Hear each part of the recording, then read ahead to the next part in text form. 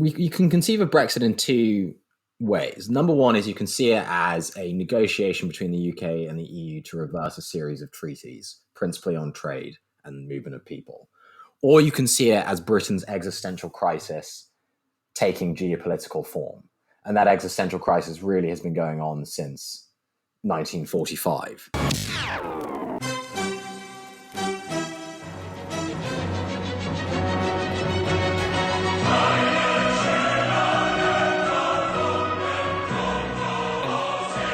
So, everyone, ladies and gents, this week it's just myself here and Julian will be doing this bonus episode because I think there's a lot of kind of issues that go through our racket, so to speak, when we do kind of only one topic a week quite in depth. And there's a few things we want to talk about over the past few weeks. And one is kind of general conversation on Ukraine.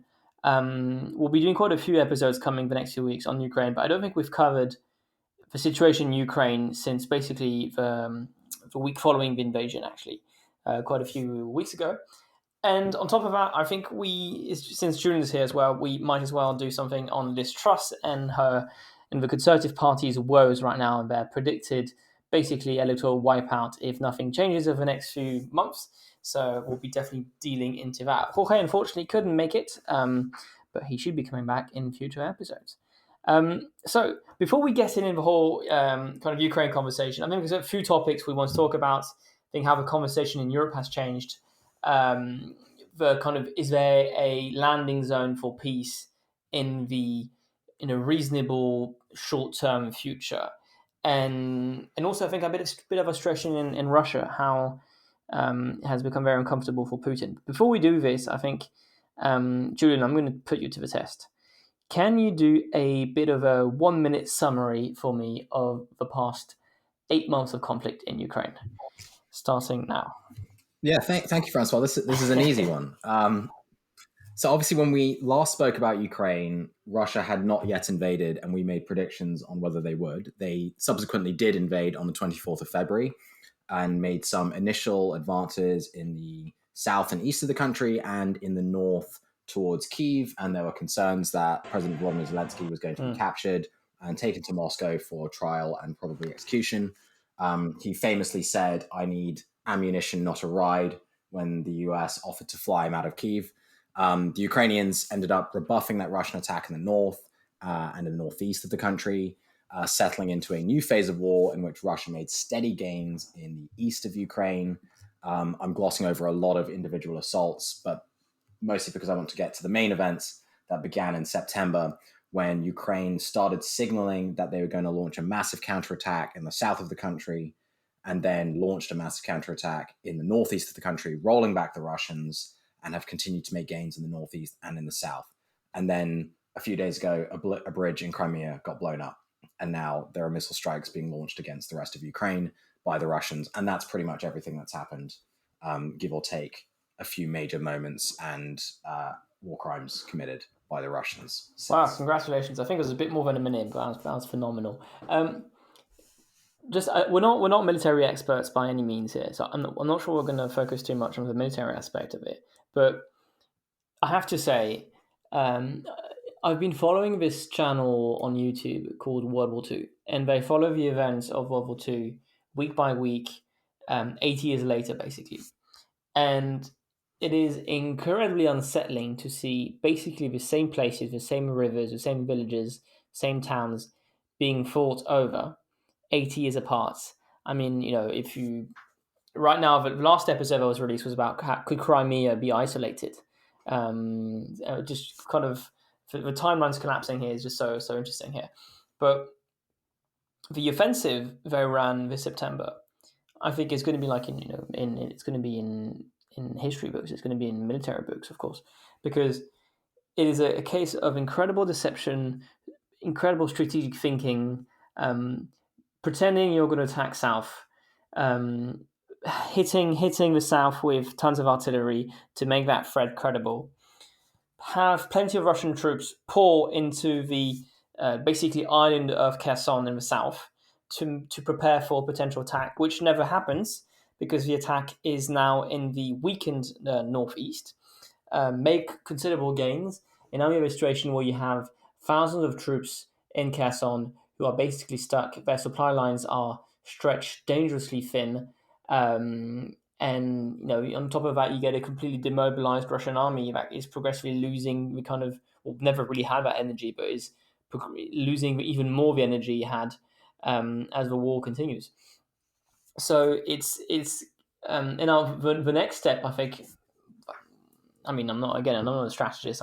My experience limits itself to playing a lot of Age of Empires online, but at some point you do start to think whether a kind of proper push to the south, cutting the Crimean pockets and Kherson from the rest of Russian territories is feasible. Now, my understanding is the winter will make things a lot harder for kind of rapid attacks. It's going to be a lot more rainy. There's a lot of marshes, so it might be difficult. But at this point, you look at a map, and the next move seems quite easy to imagine. Yeah, any thoughts, Julian, before we move on?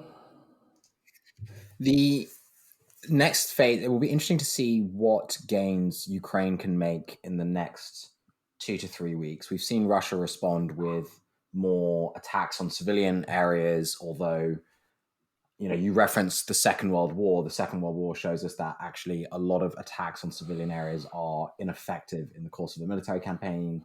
The German bombing of Britain didn't work, and the Britain bombing of Germany didn't really work.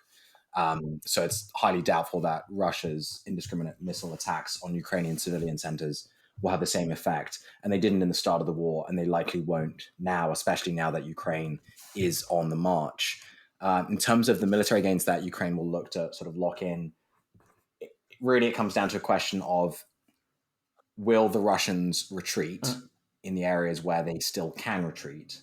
And if not, will the Ukrainians be able to surround and force a surrender? This would be probably the largest defeat. I'm going to get all my geography wrong and pronunciations wrong, but at Kherson especially, if they can force the surrender of Russian forces there, that would be one of the largest defeats that the Russians have suffered so far in this war that they started. Yeah, two things about you. Very good point actually on the bombing of Kiev and how bombing of major cities and basically hitting civilians has been counterproductive, or at least not productive during World War II. I think there's also one aspect which we have to consider is the signaling aspect. One, at home, you have a population which is growing frustrated by the lack of tactical success on the Russian side. Especially those people who are to the right of Putin, who have a much more maximalist agenda. You have to show them that you're hitting back. You have also to kind of increase the cost of such future sabotage in the future. I think that's the idea here. And there's also some kind of signaling for an international audience, which is if things get bad, I will hit indiscriminately civilian targets. And he wants to show he has the tactical capacity to hit Kiev, but he also wants to show he has the will to do so.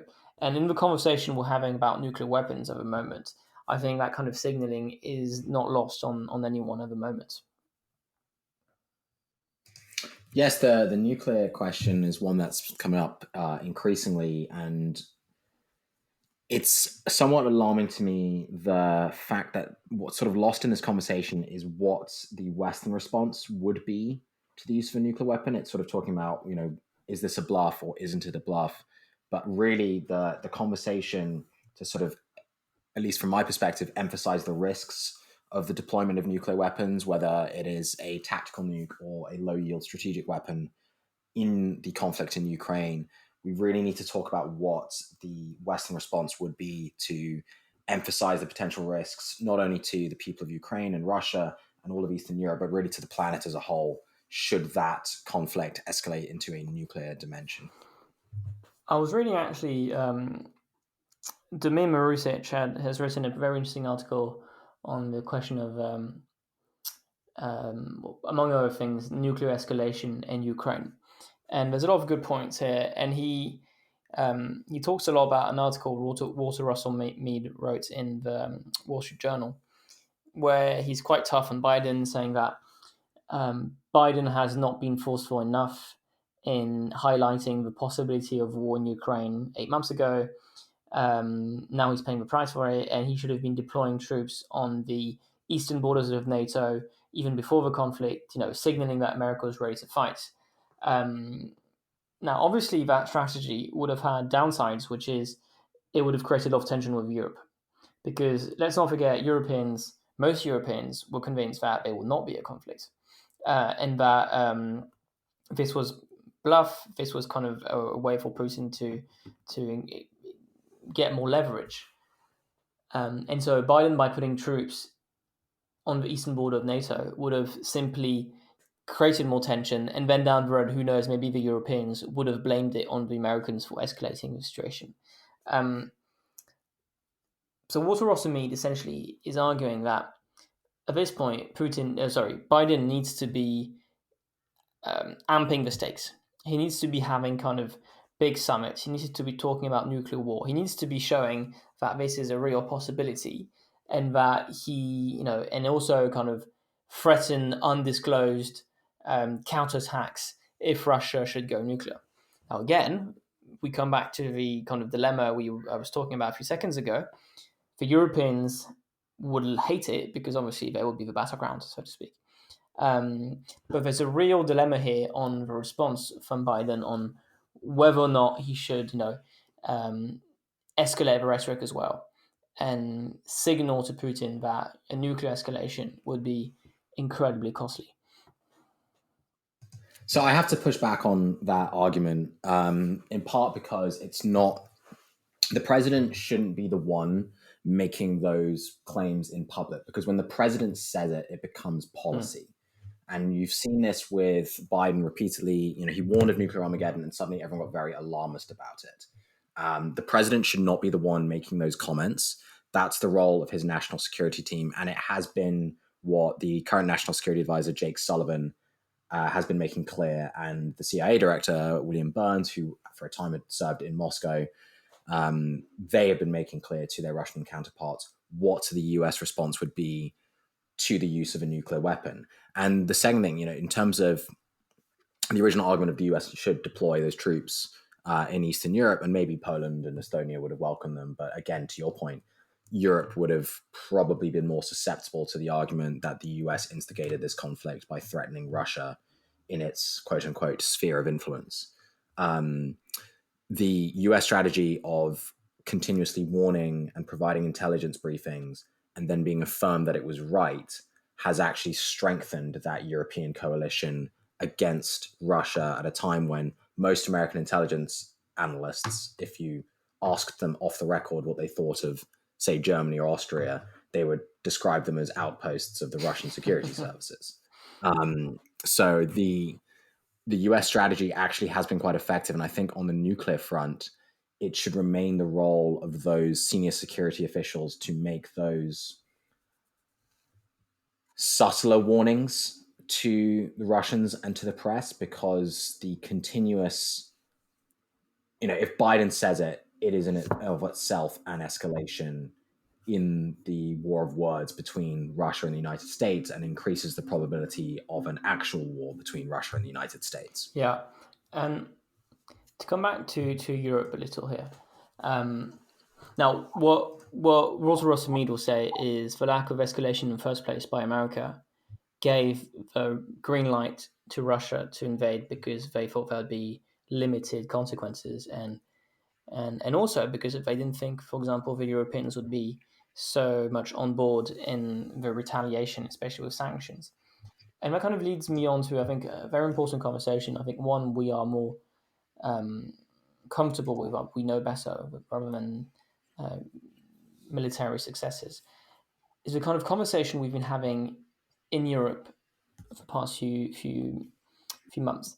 Because if we're going to do kind of a brief history of the EU has been kind of rocked by a series of crises. The first one is 2008. The second one is the refugee crisis. The third one is Brexit.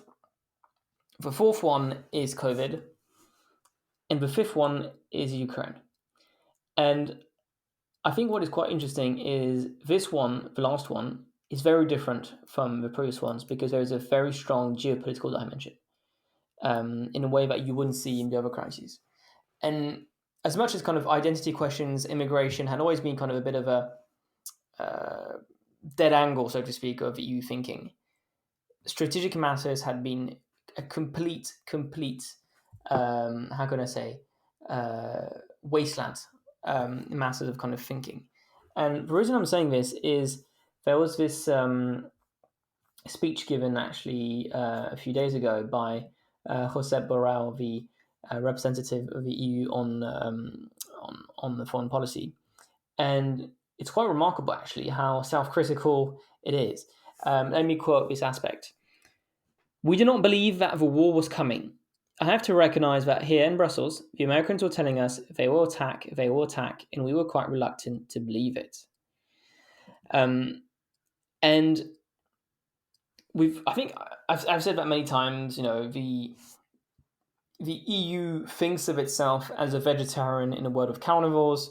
Not only that, but it's also for a very long time was quite proud of being a vegetarian in a world of carnivores. It kind of thought the future would be a world of vegetarians, and thought it was kind of leading the trend, so to speak. And what this has mean is kind of interesting because it has shifted the balance of power within Europe away from the east and the west, away from the west to the east. Nowadays, we have countries like Poland, like Lithuania, driving the conversation a lot more than France and Germany. Obviously, the France and Germany remain the most important actors within the EU. But in many ways, it feels like they will be, they're completely sidelined. I have this very interesting quote actually from the Latvian deputy PM from this summer. He was talking about Macron's explicit need for, sorry, not Macron, but he was talking about the explicit need for self-humiliation after talking about Macron. So I mean, the jab is quite clear here. And I mean, all the criticism about Germany, all of that, and sometimes for unfair reasons, those countries are being blamed for not being on the same page as the rest of Europe, on being kind of a united front against Russia. And I mean, balance of power is completely shifted. It's incredible. I've never seen Germany do so much kind of self-criticism on its policy for decades. It's quite staggering, actually. There's also an ironic twist of Germany.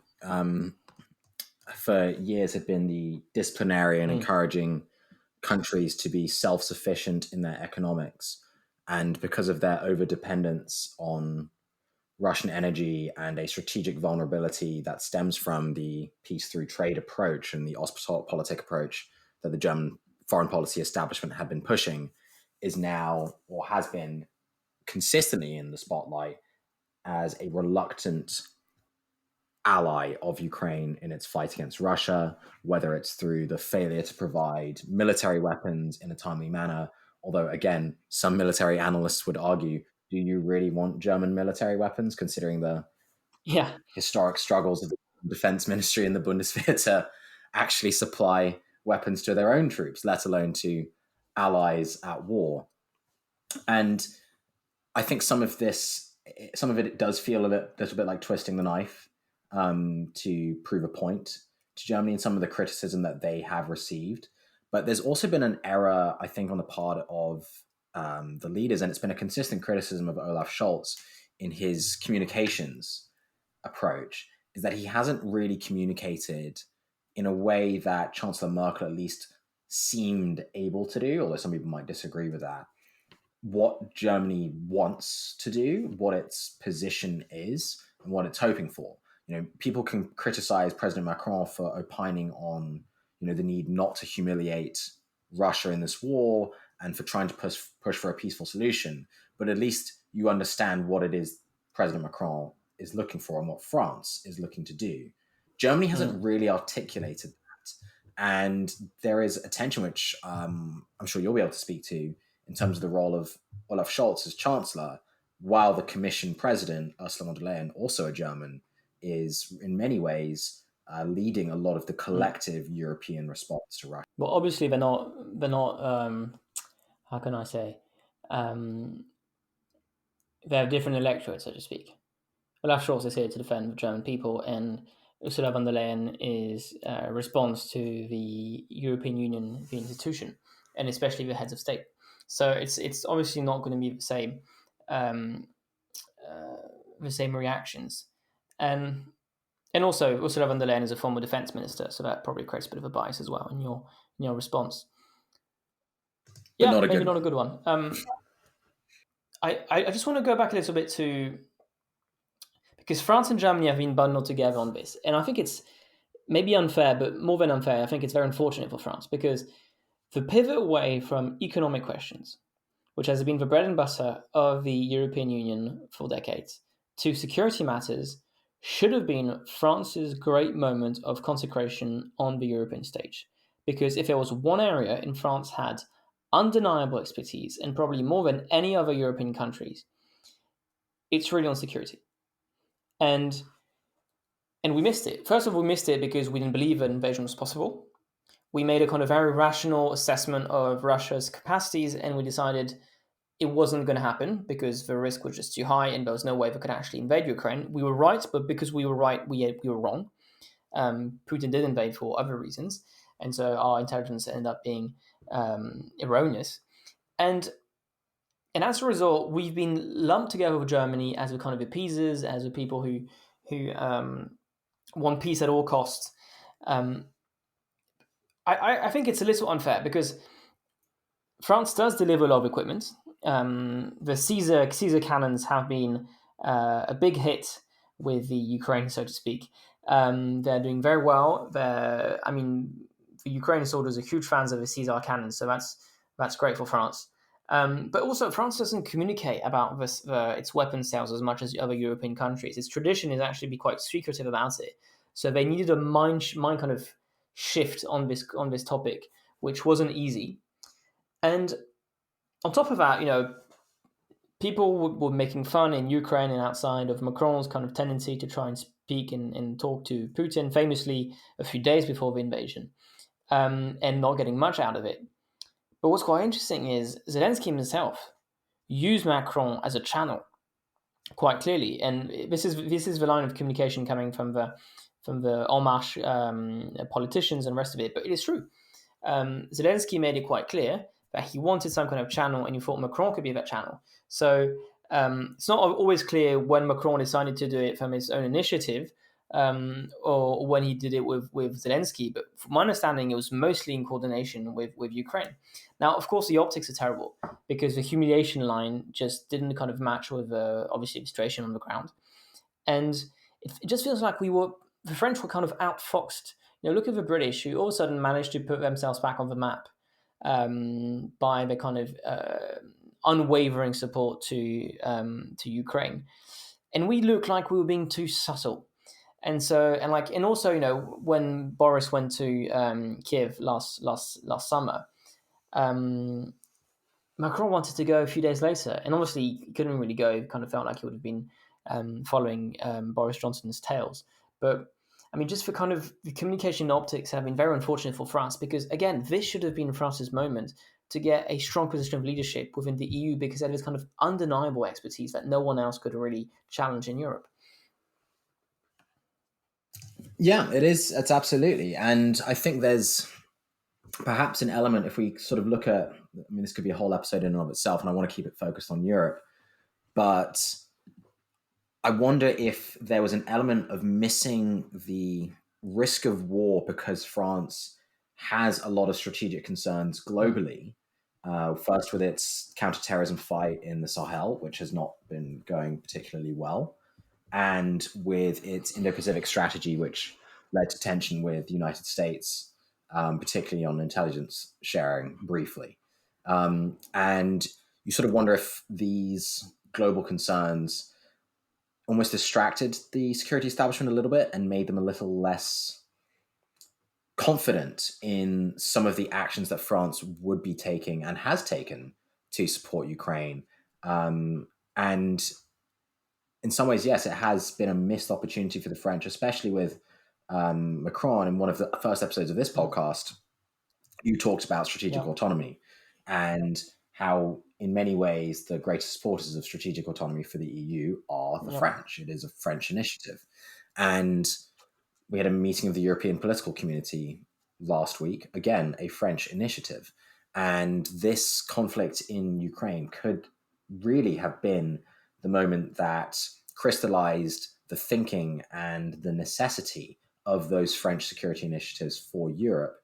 But as you said, that moment was somewhat missed due to blundered communications. There's one thing as well. If you look back in the rearview mirror, not so long ago, French intelligence had been tremendously successful in identifying that the Afghan regime was going to collapse in a few days. Back when the Americans, whether they knew it and decided to hide it for communication reasons, or whether they didn't know it, the Americans said the regime is going to be fine. It's going to hold at least a few months, if not a few years. The French left Kabul during the summer because they knew that was going to happen. And so that probably maybe created a bit of complacency. And also because intelligence, sometimes you win some, you lose some. You can't always be spot on. But it's kind of interesting to see that I had predicted Afghanistan so well and failed to do so in Russia. I'm just going to quickly say on the Afghanistan front, if you want a deep dive on the US for that, go to The Atlantic and read George Packer's 87-page mammoth on it. I'm sure it'll be a book at some point. And then there's actually another book on the US thing in Afghanistan. But the US security establishment is pretty big, and a lot of voices were going into that one.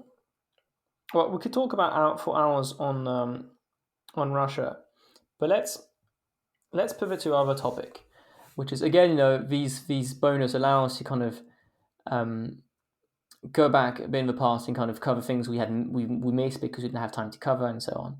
And I think a remarkable development, because it wasn't so long ago that we had Nick Timothy and Paul Embry on the podcast, and we were talking about the apparent tremendous success that was this kind of new brand of conservatism with Boris Johnson at its helm. And we haven't talked much about the UK proper. We talked about Ireland recently, but we haven't talked much about the kind of British political situation. And all of a sudden, it feels like the Conservative Party is on the verge of collapse, of existential wipeout, so to speak. I mean, what happened? Well, Brexit happened. It's the same issue. That's all it is. Well, I disagree on this, because when we had Paul Embry and Nick Timothy on, we had Brexit. I mean, the negotiations weren't always going very well. But we were still kind of very much in the kind of Brexit moment. Is this kind of a Brexit's still going on? Is this a downstream effect of Brexit? I mean, so Brexit really, you can conceive of Brexit in two ways. Number one is you can see it as a negotiation between the UK and the EU to reverse a series of treaties, principally on trade and movement of people. Or you can see it as Britain's existential crisis taking geopolitical form. And that existential crisis really has been going on since 1945, when it became clear that Britain was no longer the imperial power on the planet, or at least it became clear to the British that they were no longer the imperial power on the planet.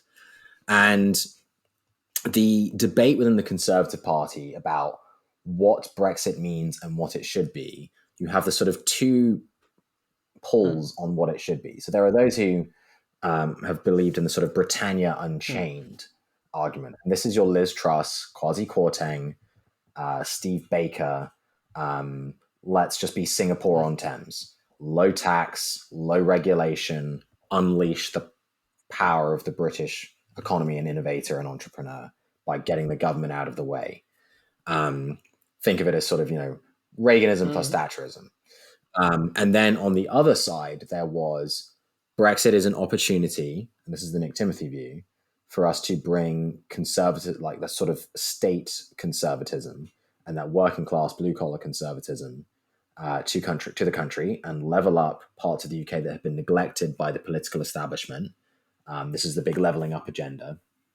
And these two wings of the party have been in constant tension with each other because ultimately Parliament sits in Westminster. That's where government is. So leveling up is quite difficult to do. Ironically enough, the person who had the most success in doing it was George Osborne with the Northern Powerhouse idea. He actually had the most success. Boris Johnson eventually, sort of, in part because of a attention span, abandoned the leveling up that was so core to his electoral appeal. And now we have the Britannia Unchained wing of the party is in charge and attempting to reverse the statism that put them in power in 2019. And so you have the inevitable civil war of the Conservative Party, which is the same civil war the Conservative Party has really every 50 to 100 years. I mean, this is imperial preference and Joseph Chamberlain all over again, or the Corn Laws all over again. Because that was a really interesting kind of breakdown of a Brexit debate. But let's break down what specifically has meant that the Tories have collapsed, at least in polls. And I mean, it's changing over time, but some latest polls I've been seeing have Labour roughly between 45 to 50%, and Conservatives in kind of high teens at best, maybe low 20s, which in practice means that they would hold, in best case scenario, 100 seats, and kind of very catastrophic scenarios, 20 seats. But I mean, election is a long time. It would mean that people like Boris Johnson, Rishi Sunak, Kwasi Kwarteng would all lose their seats. I mean, this would be kind of a momentous shift, only a few years after Boris Johnson had this triumph. So what has happened? I think it's fair to say that neither Sunak nor Truss were incredibly popular candidates to lead a Conservative Party. And then you get Liz Truss, who is unveiling in her mini budget this decision to scrap the top rate of tax and on caps on bankers' bonuses. Now, this was, I think, going to be roughly 45 billion pounds. And there's also going to be some kind of extra measures that would help with the energy crisis. And so the bill of the budget was kind of spiraling out of control. Markets decided to soar on the pound, which collapsed and reached parity. Will pretty much reach parity with the dollar for a while. And at the same time, not only was it very unpopular with the bankers and the markets, it was also hugely unpopular with the electorate, and not just the kind of general electorate, even within the Conservative electorate. To go back about what you're saying about the Britannia Unchained and the kind of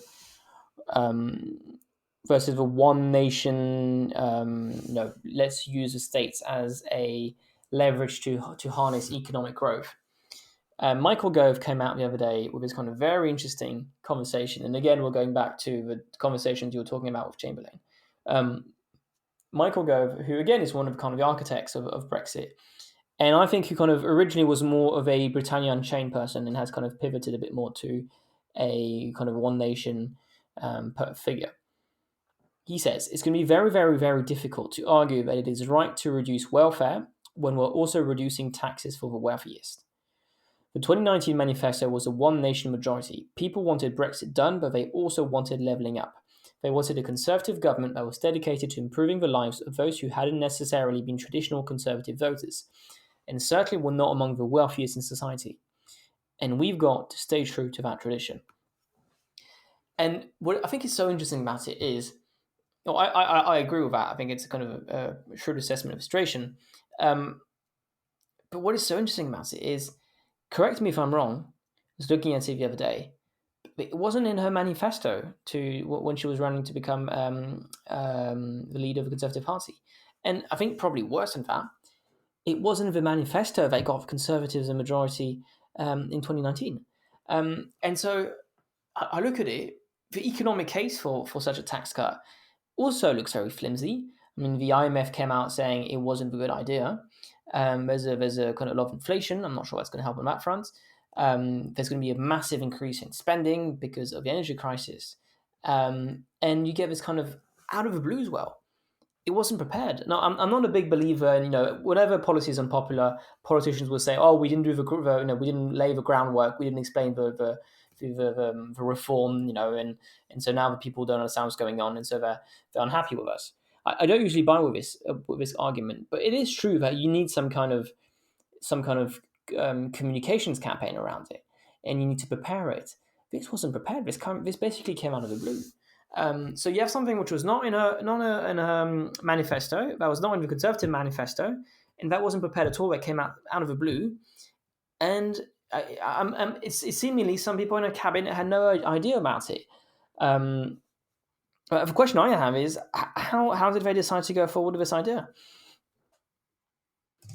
Well, I think it's important to remember that when you're running for the Conservative leadership, you don't actually have to publish a manifesto, because the only people you need to convince are 150,000 members of the Conservative Party. So all you have to do is go on the radio and go to hustings and talk about how you'll cancel corporation tax increases and lower the tax burden for hardworking Britons and decrease the influence of the state, and you'll probably win a majority, which is exactly what Liz Truss did. In terms of the scale of the economic plans, the only warnings we really got were a couple of op-eds from Kwasi Kwarteng, who we knew was going to be her choice for Chancellor of the Exchequer. And the entire economic plan was supposed to be a pro-growth strategy of we cut taxes, we deregulate, and that will unleash Britain's economy, and that will get us out of the slump. Britain is the only economy in the G7 that is smaller now than it was before the pandemic. Everyone else has come back better. And from Truss's perspective, that's because the state has encroached into the economy too much. So the only way to push back on that is to deregulate, scale down the size of the state, and cut taxes.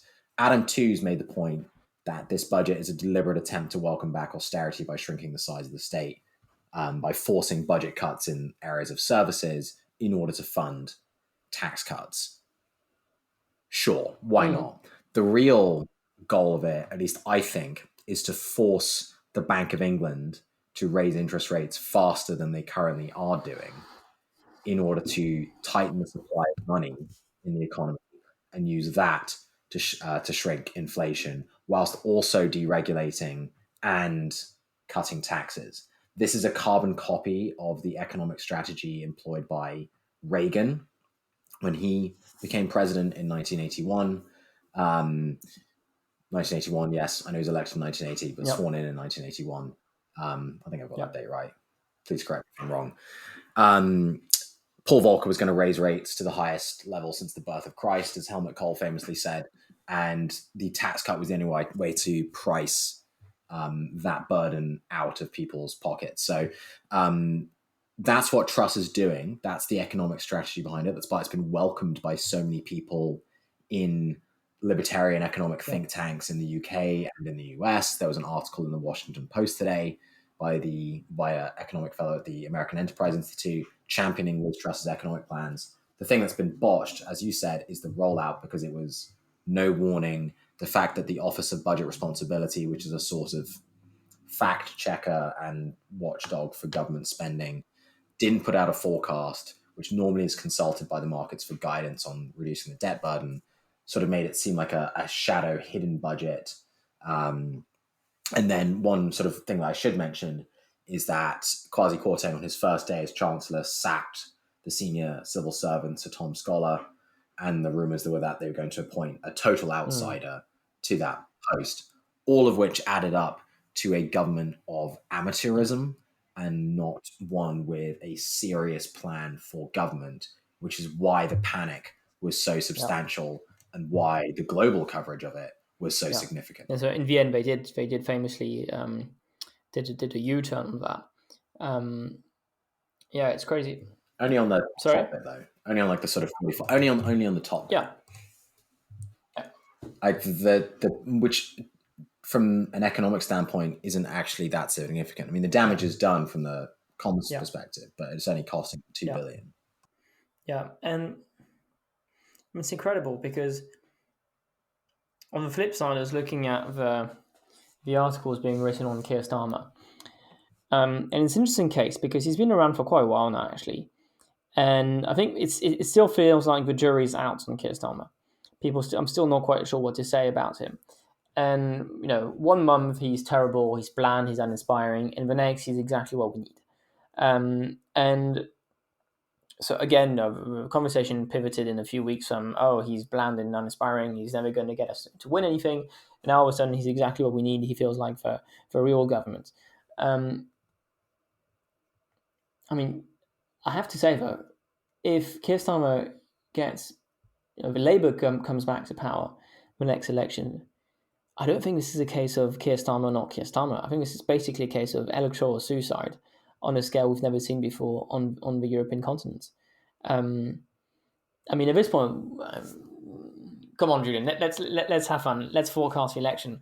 Do you see a way out for the Conservatives? Do you see a way for them to kind of at least significantly limit the damage? Not with the present leadership. So Liz Truss isn't winning a campaign. I mean, I don't think it would will be as she bad. lead a campaign, actually, do you think? There's rumours of Boris being in the shadows, waiting for his moment to come back, but Boris isn't coming back. The problem with there's the argument from the pro Boris faction, which is basically a bunch of people who've lost their jobs and now have newspaper column, and jobs in PR firms, is that the only reason they want Boris to come back is because he won one election. But if you look at when the polling decline started, it starts with his scandals. So the Conservative Party lost trust. I know there's a slight pun there, because of Boris Johnson. Bringing Boris back doesn't change the trust problem in the Conservative Party. Delivering will change the trust problem. And that's what Truss has to do. If she can get through the winter, maybe she can cling on to. I mean, the next election. There's not going to be many good news coming up in the next few months. Let's face it. There's a massive inflation. No. There's a humongous energy crisis coming up. I mean, it's not like she has much to look forward to over the next few months. It's not like there was Olympic Games coming up or something. I mean, no, maybe England wins the World Cup, but at this point, I can't see anything. I can't see anything to lift the spirits of the Brits. If England wins the World Cup, I'm assuming you mean the Football World Cup, because they'll win the Women's Rugby World Cup. But if they win the Football World Cup, I think then you should put money down on the Conservatives winning a majority, because then it truly means anything is possible. Yeah. Okay. I think because the election isn't for another 2 years. Yeah. There's a possibility that they can get enough growth and inflation down in the next 12 months to say we went through the pain and it worked, now trust us on the next step. Possibly. I still don't think Truss is the right messenger for that. I do think, even though some people distrusted him because he's just a little bit too clever, Sunak probably would have been able to do that. Tom Tugendhat actually had the highest marks from non-conservative voters. He probably would have been able to do that. But the chances of either of those two becoming prime minister are, well, as small as England winning the World Cup. So if you're forecasting ahead, it looks like a total reversal of 2019. I don't think it'll be that bad by the time December 2024 rolls around, or whenever the election is. I don't think it'll be called early. I think if you're Truss, you want to hold on as long as possible. Because the longer you're in office, the more you come to be seen as the prime minister. And given the number of distractions, I don't think she quite has that yet. On Starmer, I realize I haven't talked about him. I've only been talking about Tories. He's the interesting case. He's a post-populist, is what he is. Jeremy Corbyn was a populist, elected in 2015, re-elected in 2016, and then finally removed in 2020. But Keir Starmer is a post-populist. His big scandal was potentially having beer and pizza over lockdown. It's an interesting moment for European politics if we can win on a post-populist model for the centre-left. Yeah, very interesting indeed. Okay, well, I think that's a wrap. There is no bonus content this week for our patrons. Our apologies. We will be doing these only for the regular episodes, and they'll be coming back next week. Thank you to all of our wonderful patrons, actually, who have been supporting us over the past few months. I will thank normally some of them, those who have allowed us to do so. So I want to thank Guy from France, Carol from London, And we'll need to cut this because I forgot. Okay, here's the list. Yeah, Paloma, Henry from Sweden, Martina, and Raphael. Thank you so much for all your wonderful and David, of course, David, who's been like our oldest patron supporter.